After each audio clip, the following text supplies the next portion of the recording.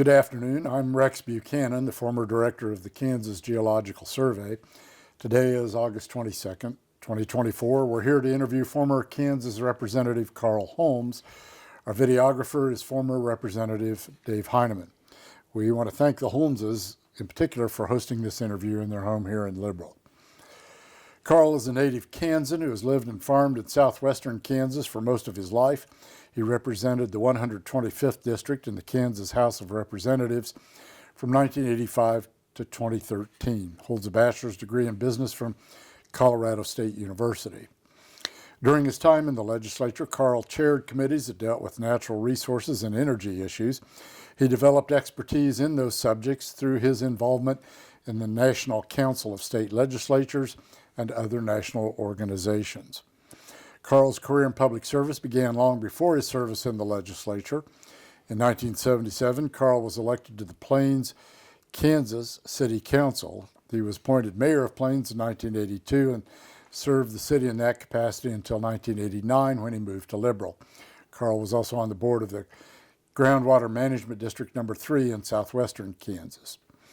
This interview is part of the Kansas Oral History Project's series examining the development of public policy at the nexus of energy and the environment during the late 20th and early 21st centuries. In these interviews, we explore those policies through the eyes of experts, executives, administrators, legislators, environmentalists, and others. The Kansas Oral History Project is a nonprofit corporation that collects and preserves oral histories of Kansans. The project is supported by donations from generous individuals and grants from Evergy and ITC Great Plains. Good afternoon, Carl, and thanks for contributing to this, and thanks for allowing us into your home. Well, thank you. Appreciate you being here. It's good to see you. Let's, and we have visited with you before when we've talked about water issues in particular. Talk to me a little bit. When do you start off on energy type committees right from the beginning of your legislature career, or did that develop over time? How did that work? I was appointed to the Energy and Natural Resources Committee in 1985, my first year. And why were you appointed to that committee? Well, I had developed a relationship with the Speaker of the House, Mike Hayden. Okay. And I had expressed to him my desire to be on that committee. And so when the appointments came out, I was put on the committee. Okay. Which, and Mike, obviously not from southwestern Kansas, but northwestern Kansas, right. And certainly somebody with a pretty significant understanding of western Kansas issues. Right. When did you begin chairing those committees? Okay, my second term be 1988, I guess, 87. The committee was handling so much subject matter, we had two subcommittees. And I chaired the Committee on Energy, and another person chaired it on Natural Resources. And so I had 4 years that I was chairman of the Energy Subcommittee of the committee. Okay. And then the Democrats took control of the House, and I was appointed ranking minority member of the committee. And then for 2 years, served with Ken Grotewheel. And then after that, Republicans took back control, and I was chair of the Energy and Natural Resources Committee. And did you chair that committee up until the end of your time in the legislature? No, I had a 2-year hiatus. After 4 years, they yanked me off the committee and put me on a committee that I didn't want to be on.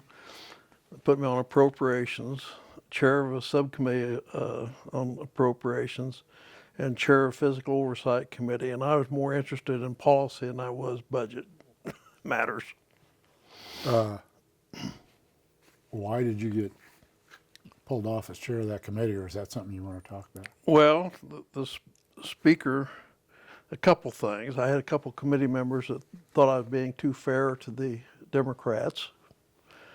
And we had the Tea Party movement, and I wasn't far enough to the right, and so I was pulled off of it by the speaker. And then 2 years later, we had a new speaker, and he gave me a choice whether to stay on the committees that I was on or go back. And I said, I want to go back, and I'm interested in policy. I'm not interested in budget. But there are obviously a lot of committees in the legislature that deal with policy. Why were you fixated on, and fixated may not be quite a fair word, but you know what I mean. Why were you so interested in being in energy, environmental, utilities? Well, because that was where my knowledge was. Back when I was growing up, Dad was always interested in oil and gas operations. And on Sunday afternoons, we'd go out and watch them drill like the Wheatley well, which is the first well of the Kismet field, and saw them drill that. And then they started up with a Novinger pool.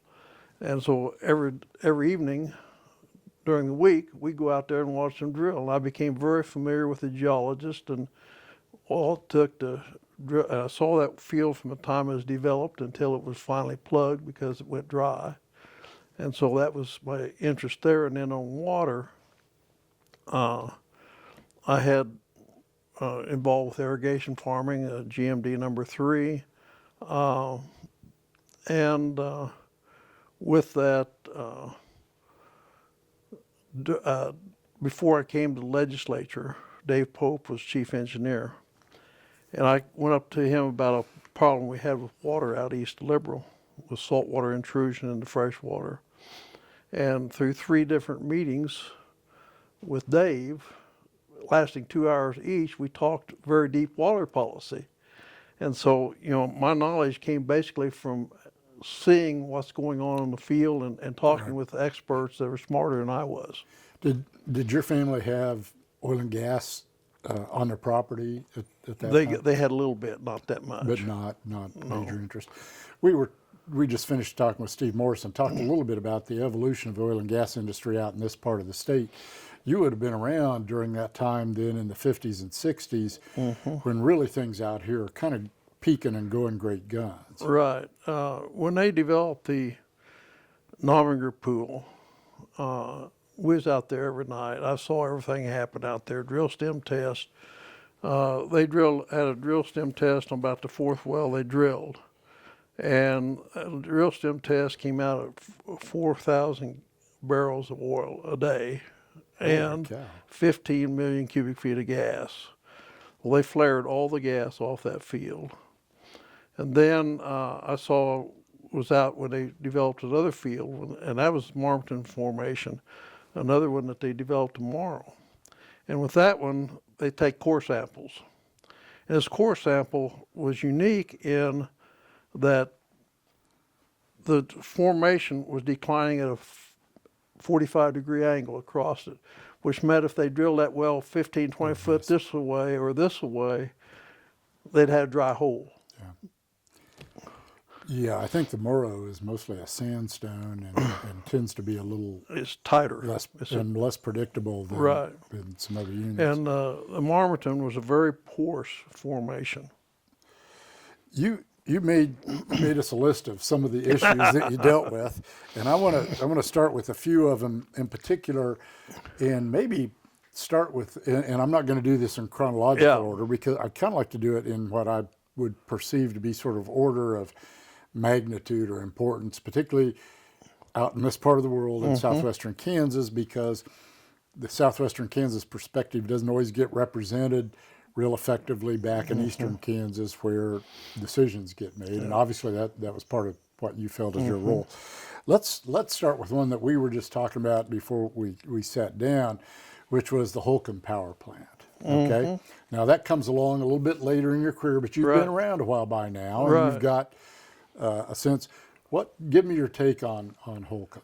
Well, of course, when this started out, they wanted to build 2 more coal-fired plants, and going through the procedure of rules and regs with it, and with the agency, we had a roadblock, and roadblock was Brimby with and Secretary of Health and Environment. Yeah, and he'd had, I feel, orders not to let Holcomb happen. And so we fought Holcomb for a couple of years.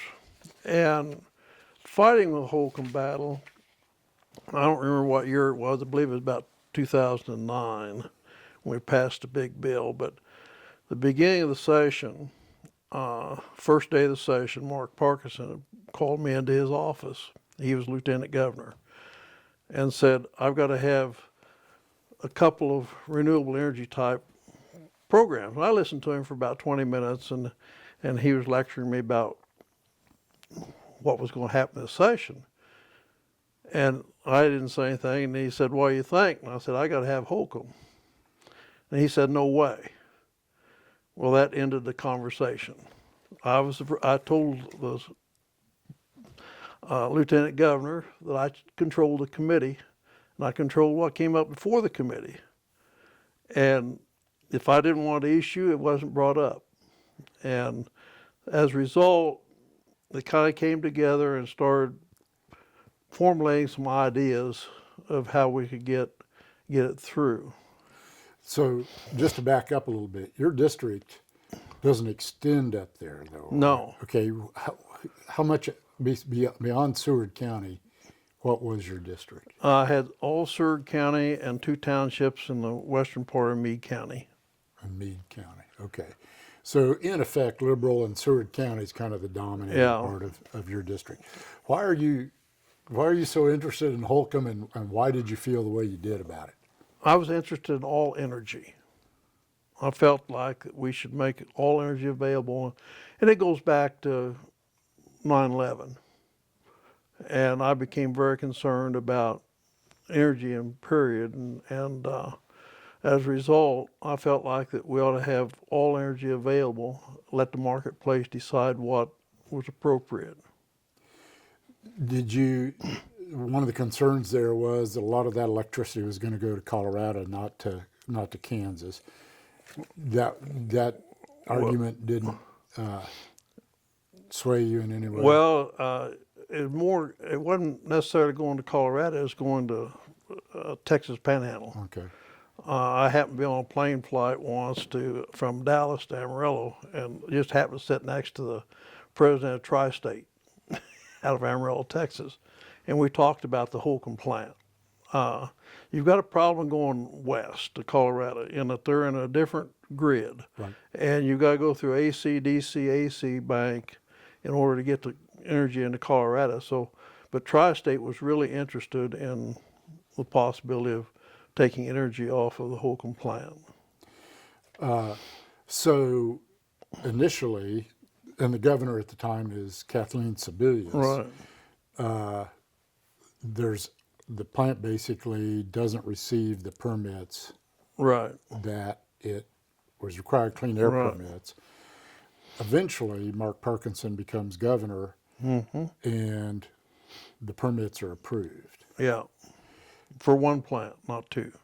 for an additional unit. Yeah. But they expanded its capacity from 700 megawatts up to 875.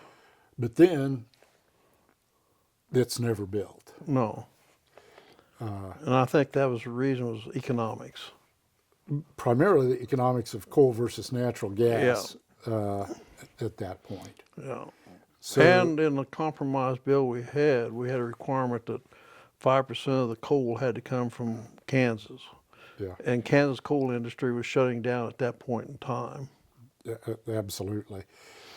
Did this feel a little bit like the rest of the world was telling southwestern Kansas what to do? There's always been a fight between East and West in Kansas. And in this case, we had one coal-fired plant, and eastern Kansas had about 8 coal-fired plants, eastern Kansas and the very western edge of Missouri. And, they were denying us another coal-fired plant. But at the same time, they built a new coal-fired plant right across the line in Missouri that supplied Kansas customers. So I assume that some of that entered into this conversation. I mean, locally, folks were in favor of it, weren't they? Yes. Is some of the reaction then sort of resentment that eastern Kansas thinks it knows what's best for western Kansas? that's been that way on a lot of subjects, not just the coal-fired power plant. Right. I mean, no question. I mean, we could talk Yeah. about a lot of things that come, Yeah. but it felt to me like it particularly came Yeah. into play when you were talking Yeah. about this one here. And one of the animosities between eastern Kansas and western Kansas was back in the severance tax days. And I know the tail end of the 81 session, I spent the last 2 weeks in Topeka. And the 82 session, I spent most of the time in Topeka fighting the severance tax, because the severance tax was being pushed by Wendell Lady, who was Speaker of the House. And most of the severance tax was going to be coming out of the Hugoton natural gas field. Yeah, and we talked about that, and that was under the Carlin administration. That's correct. Yeah. So why were you up there? Just as a royalty owner? Or? No, I don't have any royalty on natural gas. Hugoton Field doesn't extend into this area, east of this area. That far east? Okay, Yeah. so what was your concern? I was chairman of the Greater Southwest Regional Planning Commission, which was 19 counties and 65 cities in southwest Kansas. Okay. And of course, that made up of all county commissioners from all those counties. And that's a very important issue for the county commissioners. And so as a result, they kind of formed a committee to go to Topeka and fight the severance tax. And I was included with that. And I had an in that a few years before that, I had made testimony for the U.S. Senate on energy, on natural gas, with Ross Dorian, who was president of the Senate. And so Ross Dorian I knew real well, and Charlie Angel from Plains was our senator, and I knew him real well. And so it all came together, and so I spent, like I said, the 82 session, almost the entire session in Topeka, opposed to this severance tax. I'd never really thought about this before, and this isn't the primary point of why we're here, but in some respects, having you in the committee chair position you were in, and Steve Morris as president of the Senate, some people might think southwestern Kansas has sort of outsized influence in the legislature. But given the economic importance of southwestern Kansas, you could probably also make the argument that it wasn't outsized, it was appropriate, which is probably what you would say, I would guess. Right. Looking back today, without that additional unit of Holcomb being built, what do you think today? Was it a mistake not to build it? At the time, it was a mistake not to build it. Today, renewable energy, and it has to have an extra energy source because it's not available 24 hours a day. I mean, the sun doesn't shine 24 hours a day, the wind doesn't blow 24 hours a day, so you've got to have backup. And the backup is natural gas primarily, and to a certain degree, nuclear power plants. But and the coal-fired plants that are still operating in Kansas. But in effect, because natural gas became so cheap, that in retrospect, it looks like the right decision not to build it, even if it wasn't made for that reason. Looking back, it probably was, with the way things are going. With the way it eventually played out. But for southwest Kansas and western Kansas, it's very important at that time that we have a additional coal-fired plant for additional energy out here. Things that happened that changed that, and one of the things was Kansas Electric Transmission Authority. We'll get into that in a little bit. And we'll get into that in a second. Another thing that was right at the top of your list of things to talk about that surprised me a little bit was Yagi and natural gas and storage regulation. And Yagi, I assume most people are familiar with, it was storage in salt caverns in the Hutchinson area, some of it because of a well got loose, came up under Hutch. This is January 2001, some explosions, 2 people were killed, a big deal. What's your role in Yagi? Well, of course, I became interested in it because we had some deaths in Hutchinson because of the 2 people. Gas coming up in wells in Hutchinson and blowing things up. But when we had the hearings, I felt that my background in oil and gas was enough that when I ran the committee, except for this issue about, I made the committee members ask the questions first. Because I saw too many times that chairman asked the questions and the committee members never got a involved. chance. But I switched that on this because I felt like I needed to dig into the thing real deep to find out what the real situation was. We had 2 days of hearings, and I had, during the second day of the hearings, I had the KCC in there and KDHE in there. And I said, who's responsible for Yagi? They pointed fingers at each other. Well, the reason is that it was originally a natural gas liquid storage field, propane, butane, and so forth. And so KDHE had control of that. But a few years before this happened, they shut down Yagi and they plugged the wells, put cement in. And then they decided to store natural gas in it. Well, propane's what, 150 pounds per square inch, and natural gas is 6,000 or 600, Like 600 pounds. 700.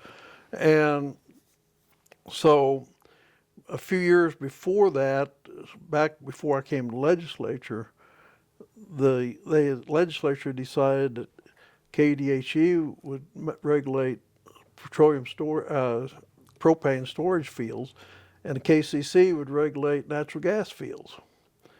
Well, when it converted to natural gas, each of them thought the other was monitoring it. Nobody was monitoring it.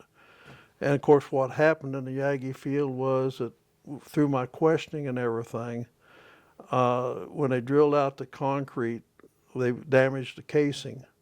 And when they damaged the casing, when they put the 600 pounds pressure behind it, it went through the casing, followed the water table, and went into Hutchison. And this all came out in 2 days of hearings. And after the second day of hearings was over, I told my secretary, I said, I want a transcribed copy of the last 2 days. And so everything was transcribed and put in the minutes, word for word, with the questioning and answering for the whole 2 days. And my understanding is that it was used in lawsuits that followed up as part of the evidence in the lawsuits. That eventually, and the survey got real involved with that because of all the issues. And KDHE was clearly the regulatory responsive agency on the ground during the episode itself. But there's been a long sort of history of contention about who's responsible for what when it comes to underground regulation in the state. And it's always been a little contentious. Yeah. Following up on this, we put registration or laws in place to regulate underground storage and gave the responsibility for compressed natural gas to go to the KCC. Made it very plain. I was fortunate. Stan Clark was my counterpart in the Senate. And we worked together developing legislation for it. And then both of us were on Rules and Reg Committee. And then when the legislation passed and we came to Rules and Regs, then we changed some things in the Rules and Reg Committee to get them the way we wanted them. And following that up, Colorado Interstate had a storage field in Morton County. They didn't like the idea that Kansas was trying to regulate underground storage, so they took it to federal court, and the federal court blocked it because it's interstate gas across the state lines. And so it was blocked as a result of that lawsuit. Well, then a few years later, the U.S. Congress decided, that was a mistake, and they gave us back authority to regulate compressed natural gas fields in Kansas. And I'll give you another example. We had a gas storage field south of Meade, which is right east of here. Right.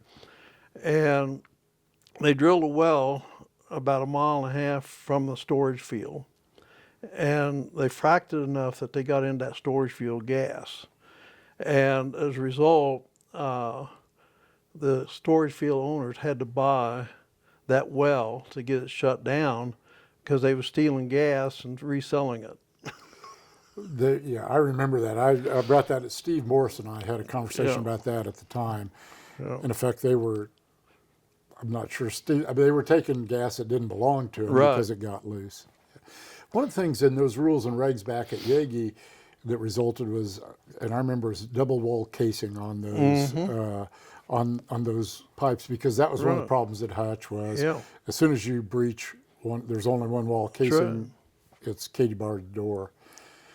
That leads me to a question about you that, and we may have talked about this a little bit before, but I don't think we did, and we'll come back to the Yeah. issues. But I want to talk for just a tangent here about how you operated. I don't know very many legislators that got down into the weeds on rules and regs the way you did. I mean, you read them, you marked them up. I mean, I never saw anybody. I never saw anybody do that. What's the deal there? You know, I felt like I had rented the farm out, so I didn't have a job when I was out of the legislature because I had the farm rented out. And so it gave me more time to dig into stuff. And what we would do is driving to Topeka, it's a 6-hour drive. So my wife would drive to Topeka, and I would spend that 6 hours going through the rules and regs. And when I found something I didn't agree with, I put a sticky note on it. And it got to the point that when people would come into committee, they'd try to look, see how many sticky notes Holmes had on his rules and regs. But there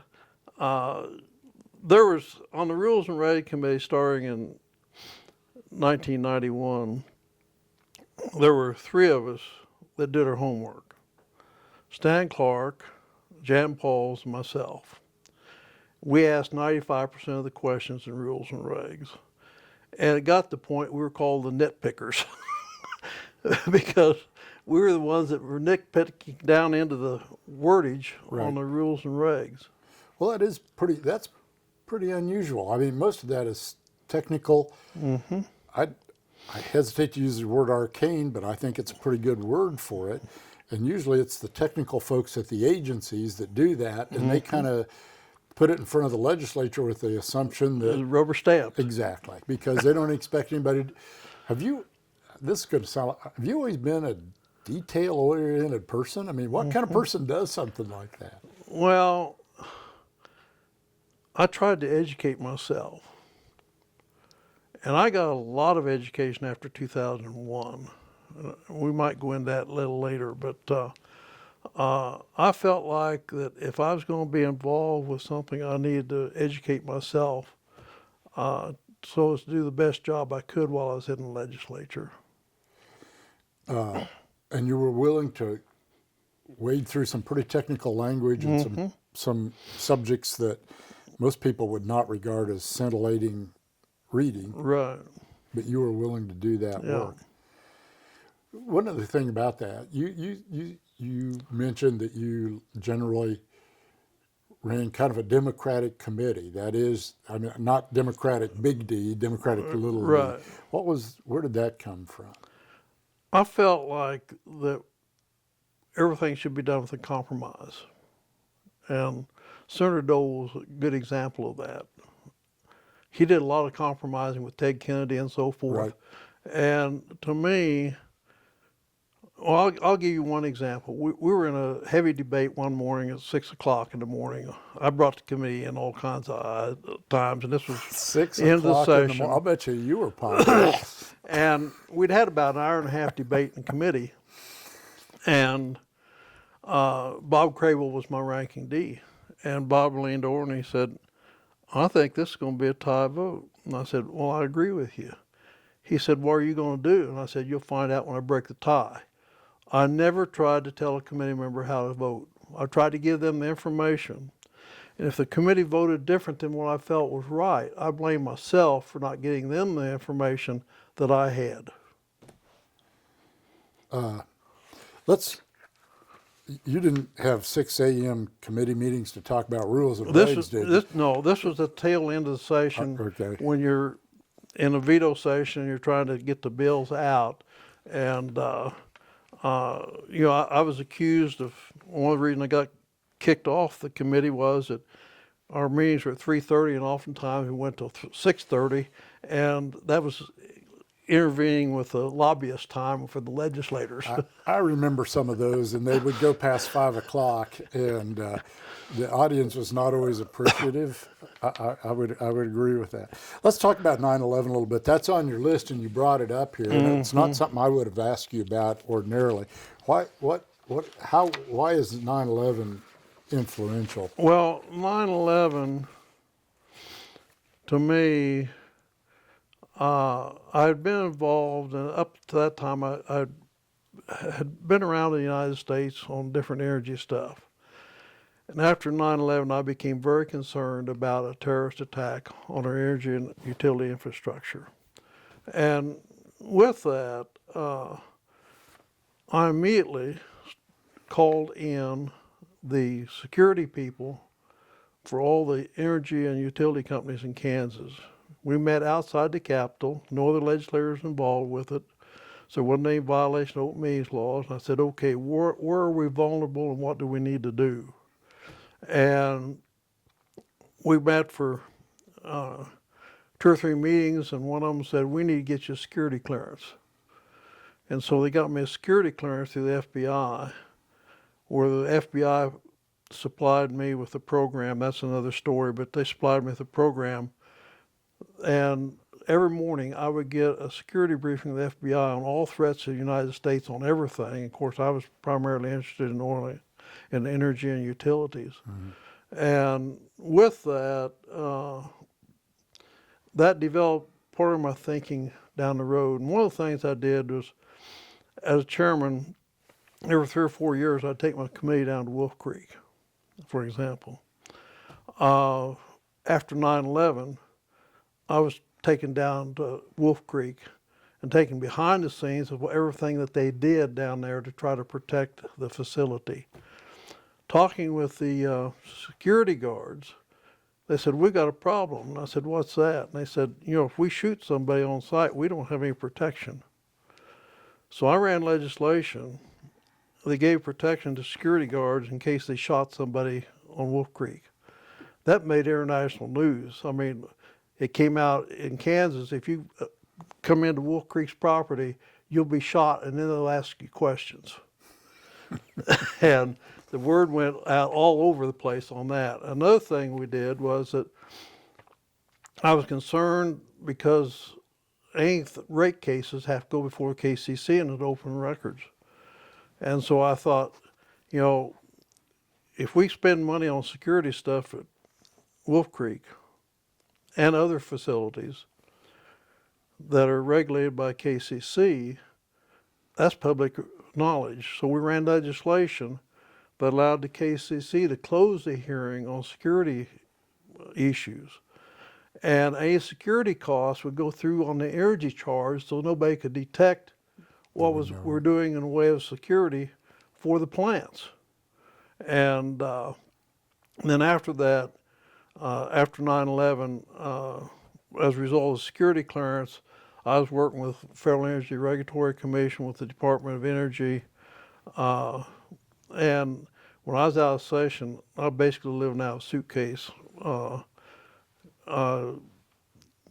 going around to what different areas we're doing for security stuff and so forth, and involved with several national agencies. Yeah, I remember in that period, one of the issues related to that was pipeline security. Oh, yeah. Because there's so many big pipelines, Kansas kind of Yeah. central. And I always wondered a little bit about lack of security related to those things. They always looked to me pretty vulnerable. I assume that was part of the conversation. That, electric transmission lines and so forth. After 9/11, I personally toured every power plant in the state of Kansas that had 100 megawatts or more.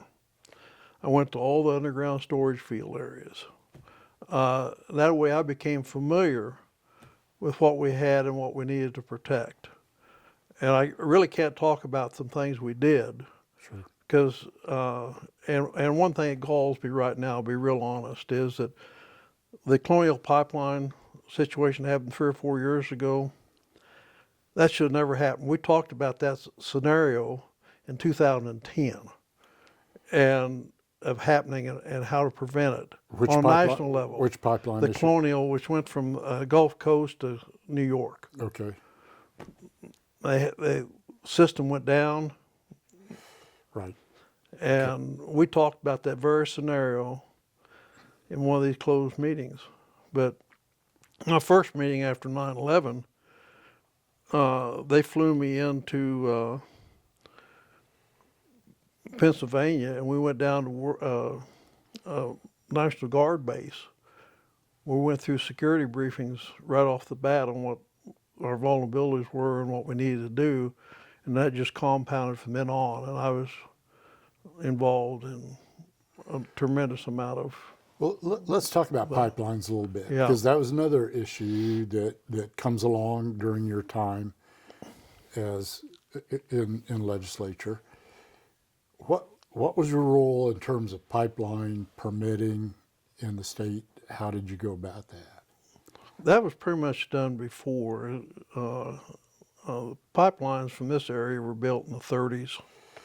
Now, you know, they had expansions of pipelines. They ran a new line in the 60s from Southwest Panhandle Eastern, from Southwest Kansas to Northeast. I was on site when they were building the Michigan-Wisconsin pipeline. It was south of Meade, a compressor station. One of the pipelines came in from the north with Canadian Keystone pipeline. Keystone that came into, my memory is the McPherson refinery. Well, that was part of my big energy bill that I had. And one of the things was happening, we were losing refineries. At one time, Kansas had 18, 20 different refineries, and we were down to 3. So I felt like that we needed to make secure that we didn't lose any more refineries. So as a result of that, I met with the 3 managers of 3 different pipeline companies in Wichita. And after we had lunch, I said, okay, I want to talk to you about what we need to do to get some expansion on the refineries. And they said, we can't talk about that. And I said, what do you mean? I said, well, that's a conflict of interest because we're competitors. So I said, I'll tell you what we'll do. I said, I'll meet with each of you individually here for 20 minutes, and I will not disclose to anybody else what discussion was. And there's where I picked up the information. And so we developed a bill that includes several things, and one of them was it allowed for some tax incentives for pipelines if the oil was made available to Kansas refineries. And as a result of that, I had been up in Canada to the oil sands, tremendous oil reserves. Of course, there's pollution problems with that, and some of the extraction methods, some of them it isn't. But that Keystone pipeline was not going to come through Kansas. And when we passed legislation, they decided to bring the Keystone pipeline on down to Cushing, Oklahoma. Well, our 3 refineries all had pipelines coming from Cushing, Oklahoma back into Kansas, so they could purchase that oil coming down the Keystone pipeline. And we put in incentives for pipelines, we put in incentives for refineries, and a few other things.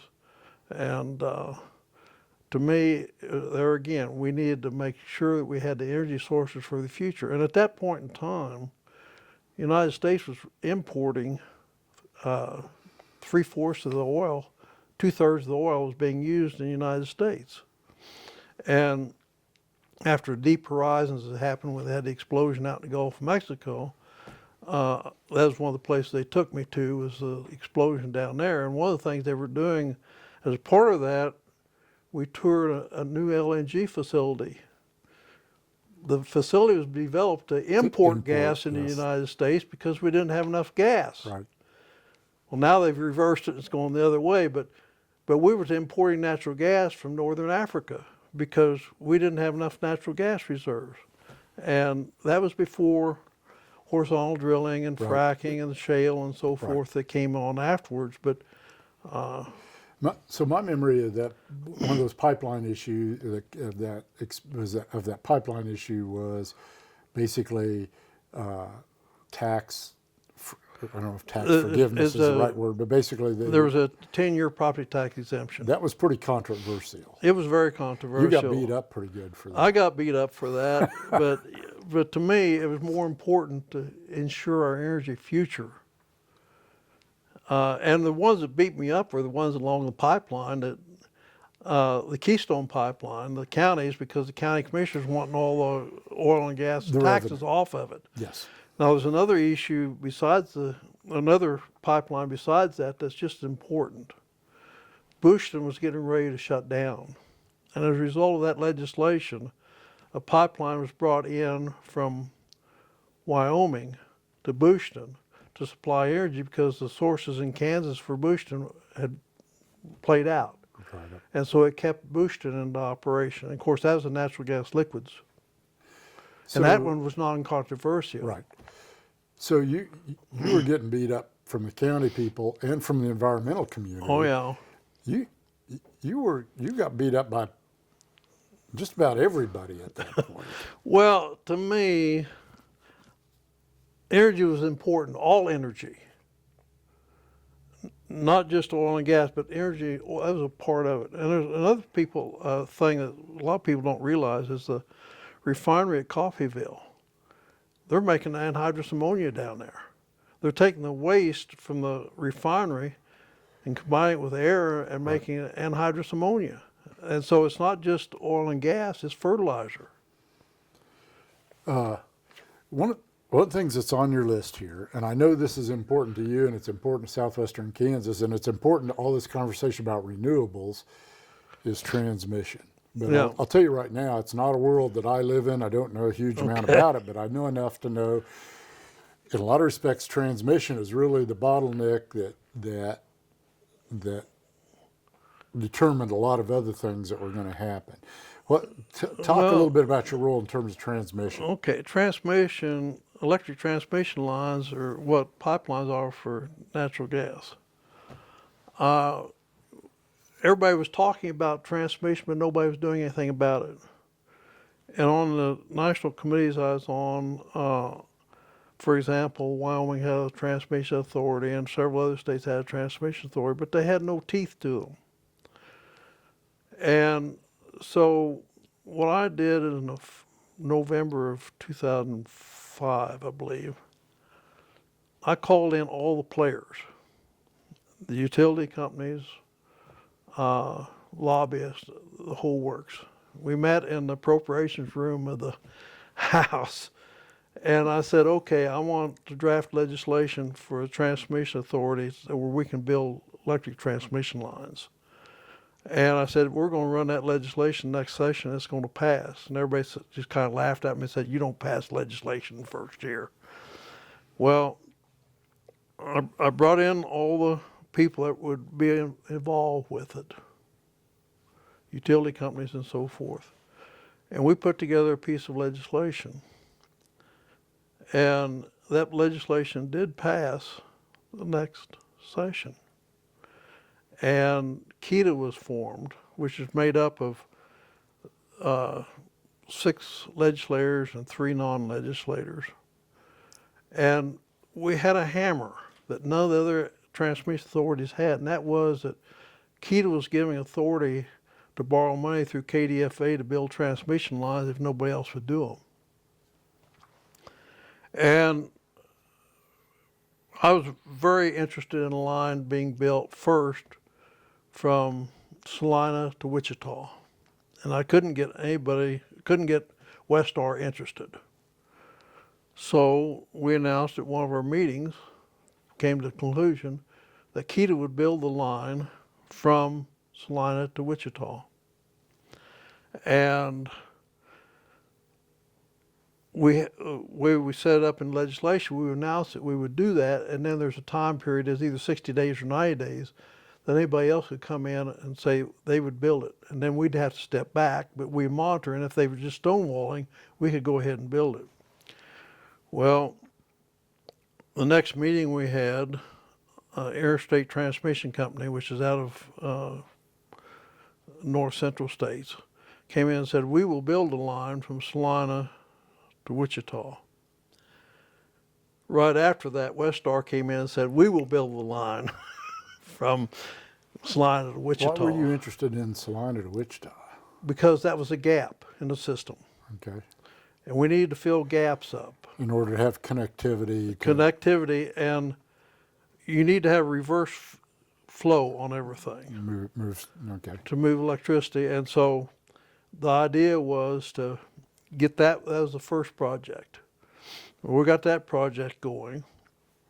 And then I felt like we needed a line from Wichita to southwest Kansas up to Axel, Nebraska.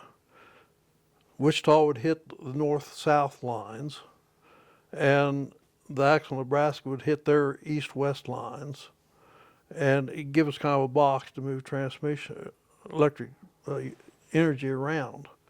And so there again, we came in and said, we will build it, and ITC came in and said, no, we'll build it. And so we stepped back, and they did build it. The thing was that then when ITC wanted to build it, I was involved with Southwest Power Pool, which is a regional authority for electric transmission in this area. And I remember a meeting that I had with Southwest Power Pool in Tulsa, Oklahoma. And they were talking about all the projects, and they left off this project. And we took a break for lunch. And uncharacteristically of me, I lit into the chairman of the Southwest Power Pool and the manager out of Little Rock, because this project had not been included in one of the projects. I guess I lit into them enough that when they came back after lunch, they added that project to it. And with that, it was decided instead of building a 345 line, they would build double line, so it carried twice the amount of energy. Capacity. Yeah, a capacity issue. And as a result of that, I remember we had a public hearing, we didn't, the Kansas Corporation Commission had a public hearing on the route from Spearville to Axel. And landowners were coming in and said, you need to move that line over 8-10 miles away because we want the wind turbine built on our property. And with an electric transmission line in, we would lose part of the, right. And so it was a push for renewable energy, but it was, I want my property so I get the revenue off of it. Right. I mean, I assume that you were looking at southwestern Kansas as part of that transmission line for all sorts of reasons, but one reason it winds up really being important is because of the renewables that are out here in terms of wind power. Well, it wasn't there then. Wasn't there then, but they're coming pretty. Right. They're coming pretty quick. Plus the fact we had a 345 line coming from Amarillo, Texas to Garden City, and then from Garden City to Dodge City. And there was another line that went to Colorado, was AC, DC, AC, to transmit electricity into Colorado. And that came into, but anyhow, we got that line built. And since then, you've seen all the renewable energy come in south of Kingman and Pratt, and you drive 54 highway, you got to clear out to Mineola, and you go up around Dodge City, and there's all over the place up there. Almost entirely windmills. Yeah. But it is a case of, you used to hear that as a reason for not being able to develop renewables, and a lot of this part of the world was lack of transmission capacity, and you don't hear that much anymore.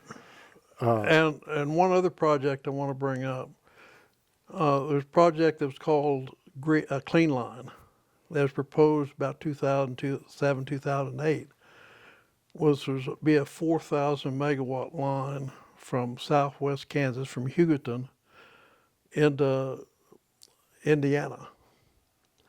And Clean Line fought with Missouri for property rights for 15, 20 years. They finally gave up on it, and Greenbelt Express took it over. And I met with, when they had the hearings out here, originally the Clean Belt was going to start at Hugoton, but because of the 345 lines we put in, the Keto lines, I'll call them Keto lines, they've moved the start point to Dodge City, and they're going to build feeder lines southwest into Meade County and southeast into Comanche County. And so, but it's going to start at Dodge City. I think the reason they're starting at Dodge and Spearville are 15, 20 miles apart, is that will give them access to the lines that were put in with the KETA project. And instead of shipping electricity from here north to Nebraska and east to Wichita, they'll be able to bring it into there and put on the big line, which will be 5,000 megawatt line,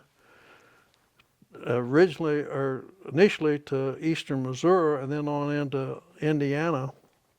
And to give you an idea, 5,000 megawatts is about 2,000 wind turbines.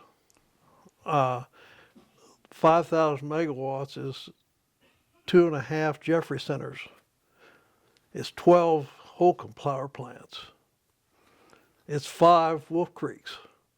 It'll be the largest transmission line in the United States when it's completed. They will transfer it from AC to DC, move it east, and then from DC back to AC, because DC has less line loss than what AC does. You know, this reminds me a little bit, though, again, of that rules and reg conversation we just had, that the regulatory community is probably not used to a legislator inserting himself into a conversation like this. Mm-hmm. I mean, that must have taken a little getting used to, well, on their part. I'll go ahead and talk about it. Brian Moline was chairman of the Corporation Commission. And I worked with Brian pretty close. Some of the stuff, we closed the door and the conversation taking place at that time would never leave that room. But Brian did a lot of education to me on the responsibilities of the Corporation Commission and what their role was and where the legislator's role could be. And but I worked with KCC staff, of course, quite a bit. But Brian and I developed a close relationship. Why didn't you ever wind up on the KCC? Well, that's a governor's decision. Well, I understand that, but there have been a lot of governors. Is that something you would like? You seem to me like you'd have been a pretty good fit for that. Well, at one time I'd like to have been on the KCC because I felt there's some things we could do to be aggressive. And that one is a pretty detail-oriented job where you have to look at a lot of what to me be for the rest of us not particularly interesting topics. But it seems like that fits you pretty well in a lot of respects. We had another situation with Westar when they were looking at selling to El Paso Electric their generation utility assets. Well, Wittig had been head of Westar. Wittig had gone in and made investments in a lot of non-utility stuff and had quite a bit of debt. And we found out that in the transfer of the utility assets to El Paso, they were going to pass all the debt on the utility side so they walk away with the other part of it with no debt. And in that case, myself and Laura McClure and Tom Sloan decided that we were going to take on Westar. And So the first time we went out to Corporation Commission to talk to the staff about what was going on, we went in the same car, and Westar followed us.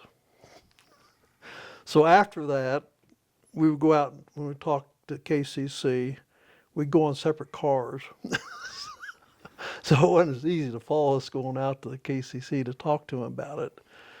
It got to the point that Woody called the three of us into his office and gave us an hour lecture about how the three of us were going to bankrupt Westar because they were not going to be able to sell their utility assets to El Paso.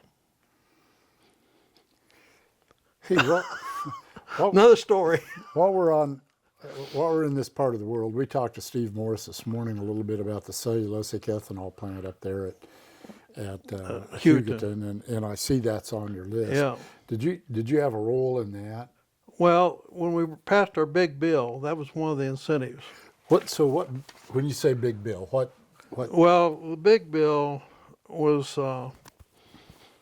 I'm sorry. The oil refinery bill, the pipeline Okay. bill, the nitrogen fertilizer bill, cellulosic ethanol, integrated coal gasification, and power plants and so forth. And that was all put together in one bill. Do you have what year that is? 2006. Okay. What happened is in 2005, I put together a PowerPoint presentation and gave that PowerPoint presentation to a summer interim committee. And this was when we had the low and importing all fuel from overseas and stuff. And after I gave the PowerPoint presentation, Joe Harkins was the governor's aide at that time. And he talked to me after the presentation. And then he set up a meeting with Governor Sebelius. And he said, I want you to come in and talk to Governor Sebelius about what you're proposing here. And so I went in and talked to Governor. We spent about an hour together talking about what needed to be done. And so then I worked with Joan Wagner, who was with the governor's staff, on the tax incentives. So the tax incentives were signed off by the governor before I ever went forward with them. And then we came back to the next year's session, and I passed 5 different bills in the House side and went to Senate, and they just kind of languished there. And last night of the veto session, this came to me from the Speaker of the House. Speaker of the House, President of the Senate, and the governor had a meeting to wrap up, and Governor Sebelius told the Speaker of the House and President of the Senate, Holmes's bill will be on my desk before you leave tomorrow. And that's how the bill passed.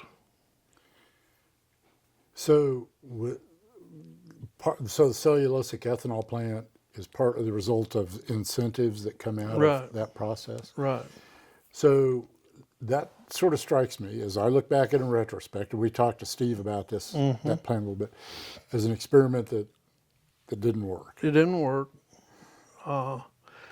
It might have worked someplace else, but here, remember that forage, the cellulose is coming into us from water. Right. That we're taking out of the aquifer. And as a result, it has too cutting edge. Is that, though, a function of what you're talking about? You sort of have alluded to this as sort of we need all available sources of energy. All available sources of energy. That's how you were looking at that? Yeah, we need also. And I'll give you an example. In 1989, I was in California on legislature. There's about 5 of us that went out nationwide to California. We were taken to Tehachapi. At that time, the wind turbines were 250 kW wind turbines. And the cost of electricity coming off those turbines at that time was about 20 cents a kilowatt. And then we were taking into Los Angeles, where they were growing the cells for photovoltaic. Right. And those were 50 cents a kilowatt. Well, we've seen that drop down tremendously. Right. And they were experimenting with 375 kW out there at that time. And, you know, it was a matter of time till they got the project so that they would be economical. And so I felt like, you know, that needed to be a part of what we were going to be doing. Does that feel like the next big thing out here is solar plants, for lack of a better word? Well, Large solar installation. I'll give you an example for here in Liberal, not just that. When National Beef came in here in the late 60s, they immediately started capturing the waste gas and generating electricity for the Right. power plant. On the east side of Liberal right now, you will see a huge bubble at the National Beef. They've just redone a wastewater treatment plant here, and they're capturing the gas off of the waste. And National Beef is using that to generate electricity for the packing plant. The city of Liberal is putting in solar and some wind turbines at the wastewater treatment plant. They're also putting solar in on several of the city-owned buildings here in Liberal. So, you know, it's coming, and as a result, your solar generates electricity when you're at peak load, and you really need the electricity for the grid because of the peak in the daytime. I want to ask you a couple of things related to your committee, but are there any of these other topics here that you really want to make sure we get covered that we have not? Let me just glance down through here. We've talked about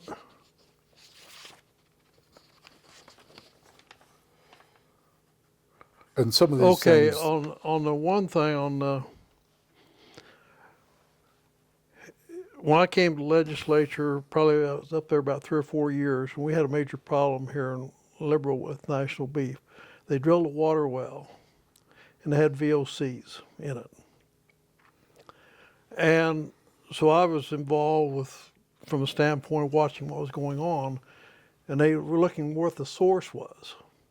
Well, Panhandle Eastern, out on the west side of Liberal, had a big pit that they put all the cleaning fluids in from cleaning the parts. Went around every place there was dry cleaners, there was contamination. You had groundwater contamination around the fuel tanks. You had contamination around the grain elevators with grain fumigants.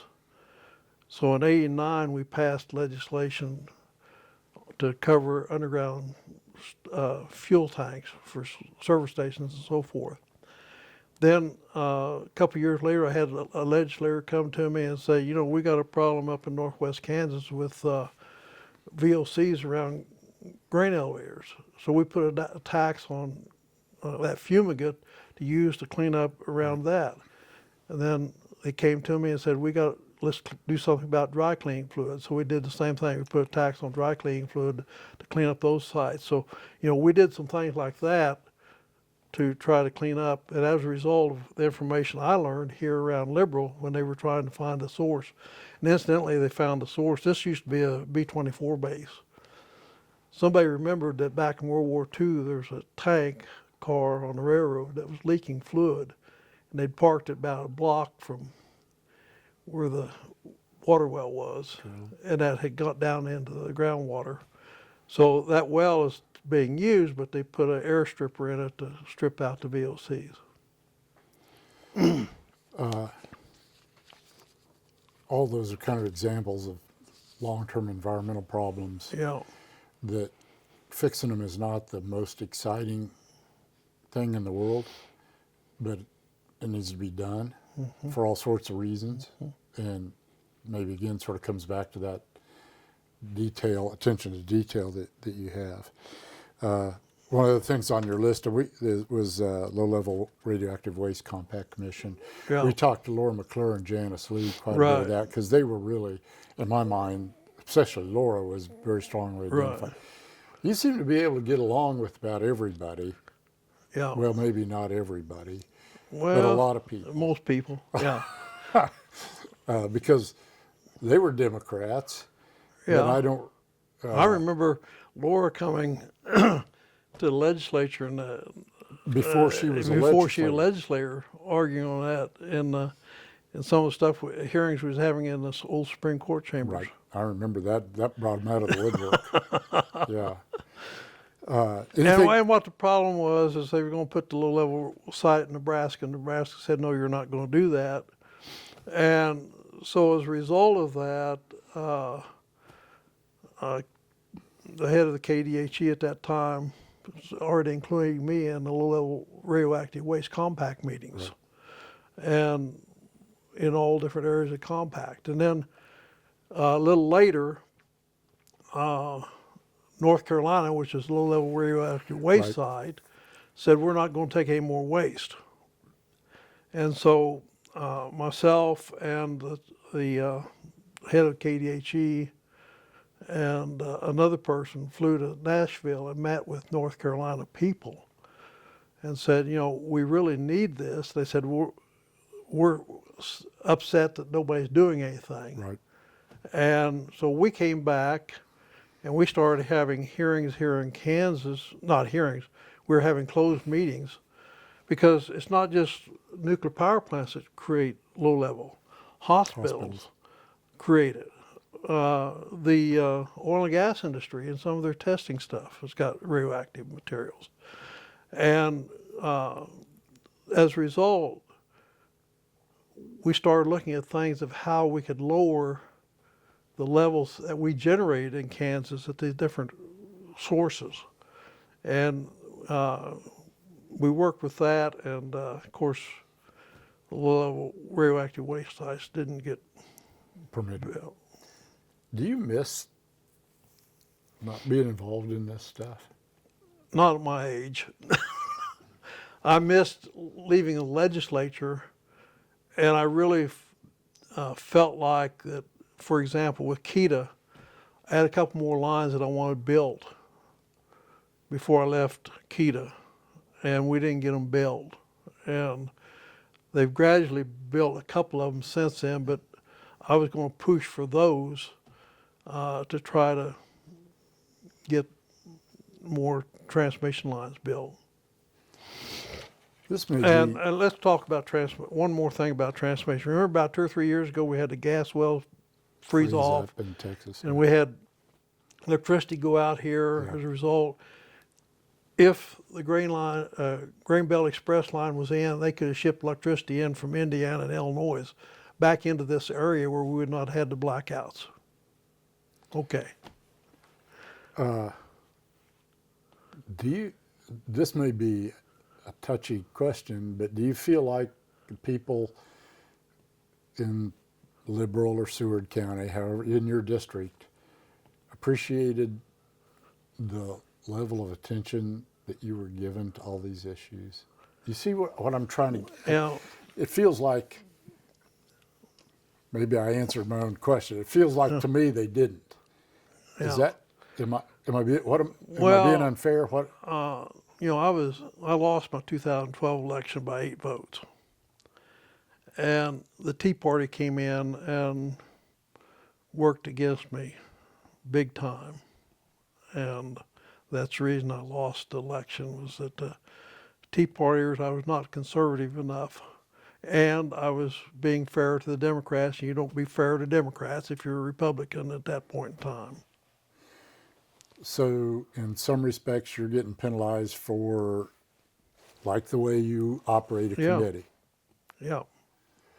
I want to ask you, as we finish up here, I remember toward the end of your time as committee chair, I didn't spend a huge amount of time in legislature compared to some people, but I don't know that I ever saw a committee chair who cared about the people on his committee or her committee quite the way you did. I'm not sure what question I'm asking Well, here, Carl, but what are your thoughts? I mean, I remember when you stepped down as chair, it was an emotional yeah, day. yeah. I felt like as chair of the committee, I should have the knowledge and more like an educator. I guess both my parents were teachers. I felt like it was up to me to educate the committee on the information, then let them make the decision. In order to do that, as staff didn't know at the time, I was running a lot of dummy bills. I call them dummy bills because I never had an intention of running them clear through the process. But if you just have a hearing on a subject, committee members don't pay attention to it. They're on their cell phones and so forth. But if you've got a hearing on something they think they might have to vote on, you've got their attention. And then, like I said, I made the committee members ask the questions first. I had my list of questions, but as one of them asked my question, I'd cross it off. And so I held my questions to last, forcing them to be engaged. And I think that the committee members appreciated the fact that all of them were treated equally, that the order of line of questioning when they were asked was in the order of the hands that went up. And one day, we'd had a big debate on a bill. I don't remember which one it was, but after the meeting was over, a news media person came up to me and wanted to know how somebody voted. And I said, I don't know how they voted. He said, what do you mean? You had a show of hands. I said, I look at hands, I don't look at faces. To me, it wasn't how somebody voted, it was how many votes were each way. I never criticized a person for a vote. You must have, not to get all touchy-feely here, but you must have liked those people on your committees.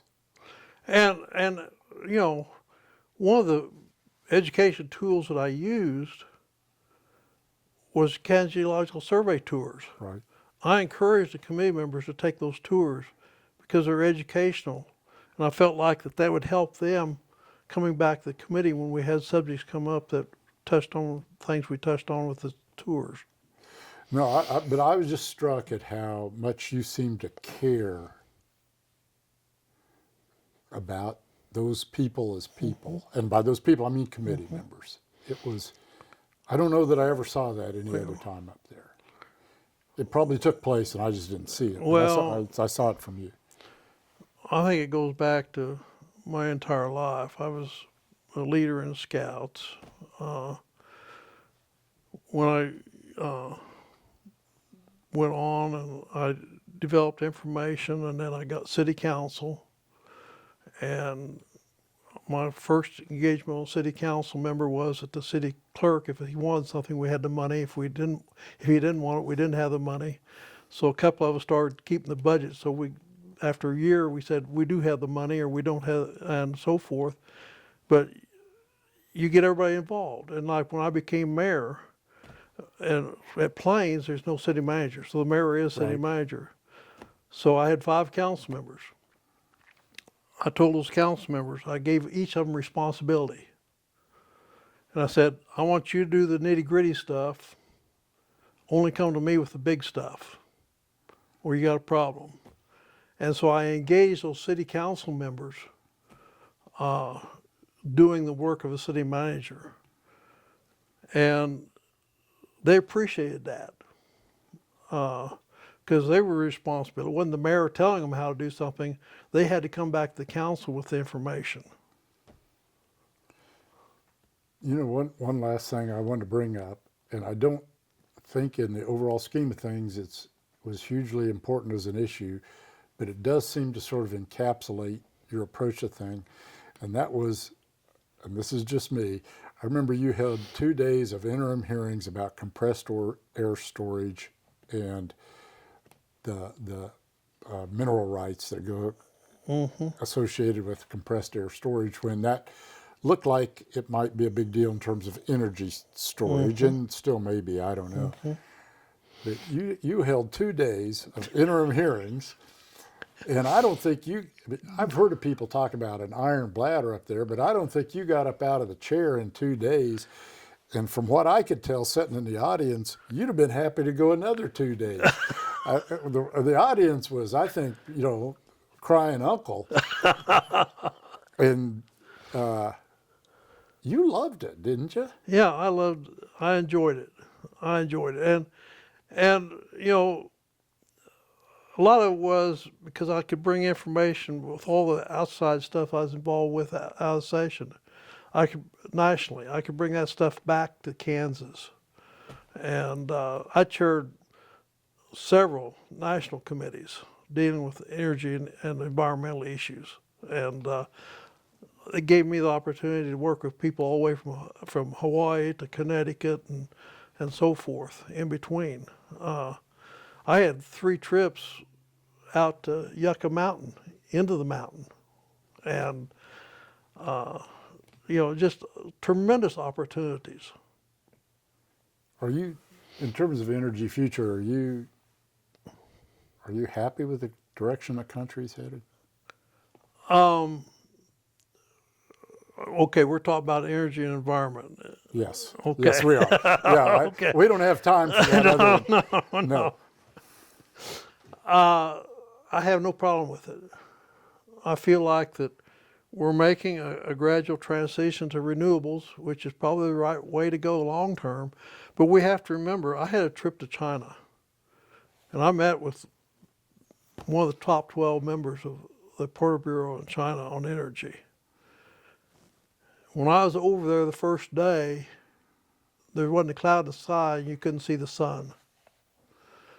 The second day, the sun was like an orange. It rained that night. The third day, the sky was clear, but everything on the ground was brown. And China was building at that time one coal-fired plant a week. Right. Now I see we're possibly up to 2 coal-fired plants. But they've also put resources into renewable energies. It's interesting because you see the numbers of renewables go up, but on a percentage basis, things aren't all that different than they were 20 or 30 years ago because the total demand for energy has outpaced everything as well. So fossil fuels are still almost as important as they ever were because there's just so much more energy demand. And that's one of the reasons I'm excited about the Grain Belt Express power line. 5,000 megawatts. I mean, that is 2,000, 2,500 wind turbines equivalent, or solar on top of that. That opens a lot of stuff up because with a DC line, you have a transformer that converts it here and then a transformer at the other end that converts it back. That means that when that's transferred here at Dodge City, it's not downloaded until it hits eastern Missouri. And so it's going to be a tremendous opportunity for western Kansas, especially with the Keto line being able to feed into Dodge instead of just feeding out. Anything else that we haven't talked about that you want to touch on? Well, just remember, all these fossil fuels we're using, we're mining. We're going to run out. In Colorado, I love the mountains. I love ghost towns. Why were they ghost towns? Because the gold and silver ran out. Look what's happening to us in our water here. Look what happened to Hugoton Field. Hugoton Field's, I saw the beginnings and the endings of oil fields. Look at eastern Kansas. But I mean, out here, I've seen the development and the death of fossil fuel. We've got to look at the future down the road. And the future's not in my lifetime, but we're eventually, what's the next technology to get oil and gas out of the ground besides shale, horizontal drilling, and fracking with that? You've exhausted everything. But the decisions we make today, as good the decisions you made 20 or 30 years ago in terms of transmission lines and other things, definitely affect what people are capable of doing today. So decisions you make today are going to affect folks on down the road Absolutely. 20, 30, 40 years from Yeah. now. Well, Carl, I sure appreciate the conversation. I hesitate to use this phrase, but you kind of know where the bodies are buried. And but you also, boy, there's nobody that sweats the details like you do. And I'm glad we had a chance to sit down and have this conversation. I'm glad we got to do it here in Liberal. Appreciate being Well, being I able to- appreciate you coming out here because of my medical situation. Well, I enjoy coming to this part of the world, and so it's good to have a reason for it. So thank you very much. Well, thank you. I appreciate it.